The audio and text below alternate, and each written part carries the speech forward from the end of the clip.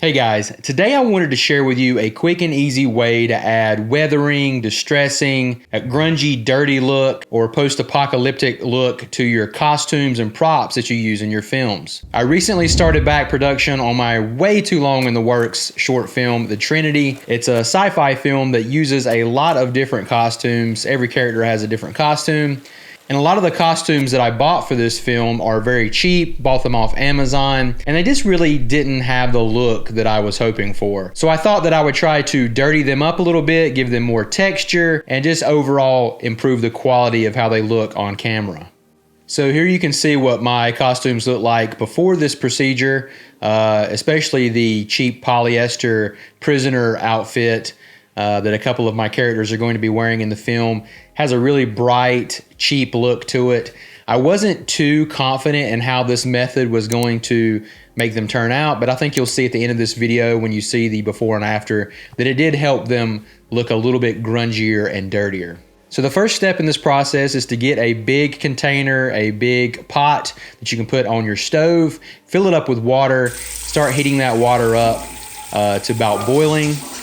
And then you'll want to add tea bags to the water. There's various different ways you can do this. You can add tea bags, you can use coffee, you can even use watered down acrylic paint like brown paint, anything that's going to stain this clothing. I would advise you against using dyes and food colorings, as you can kind of go overboard and maybe stain these things a little bit too much. We want this to be kind of a subtle look, and if we need to stain them more, we can do this process and repeat this process again until we get the look that we're going for. So once your water is heated up and you got your tea bags steeping in the water for quite some time, you're then going to add your costumes to the water.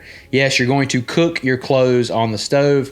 Lower the heat just a little bit on the stove, drop your clothing items in, and make sure to stir them up with a wooden spoon or something like that to agitate the liquid and make sure that all of that color gets dispersed evenly on the fabric. After they've been in the heat for probably about 15 to 30 minutes, you can then take them off the stove, put it in your sink, or just cut the heat off altogether and let them sit there for a while. And once the liquid cools off, you can then take them out, wring them out outside, and I would suggest hanging them up to dry for a bit.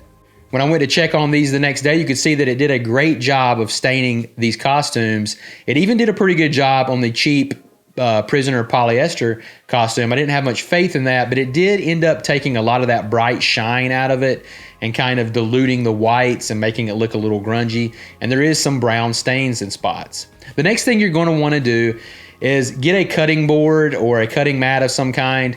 Lay your fabrics, your costumes out, and you can use steak knives, butter knives, sandpaper, anything that you can use to tear up and scrape on those costumes and kind of weather them down in certain spots. Kind of tearing the fabric subtly around the collars and the wrist area. If you want to put like a hole here and there with some sandpaper, just scuff them up a bit, make it look natural. And you'll notice that my costumes, after I left them out to dry, were very wrinkled the next day. For some applications, this may be perfect. You may want them to be wrinkled. Me, on the other hand, I thought they were a little bit too wrinkled, so I put them in the wash cycle and washed them and got them out. You can also iron them if you want. It's also going to get some of that musty smell out from them drying outside overnight. And if too much of the color comes out in the wash cycle, you can just repeat the process again. And one final tip for you, if you really want to make these things look gross, is you can get a spray bottle, put some water in it, and mix in some like ochre color or like musty yellow brown color acrylic paint, just a drop or two in that water, and you can spray the fabric around the collars and the armpits if you want to give it that sweat in look. Or you can use a brown color for an even dirtier look, or red if you're wanting to give it the appearance of having like some blood stains on there or something like that. The sky is the limit with your creativity here. And here you can see the before and after of the costumes, before this process and after. I think it looks great. Like I said, I'm hard at work on finishing The Trinity. It's back in production. I only have a few scenes left to shoot. Hopefully I'll have a teaser or so to share with you guys pretty soon in the future. And I would like to do some more videos like this on practical effects that we can use to enhance our films. So be on the lookout for more videos like this as we dive into the creative side of visual effects. Hope you guys found this video very beneficial. I am Ryan Camp. This is Camp Films, and I hope to see you on the next video. Bye-bye.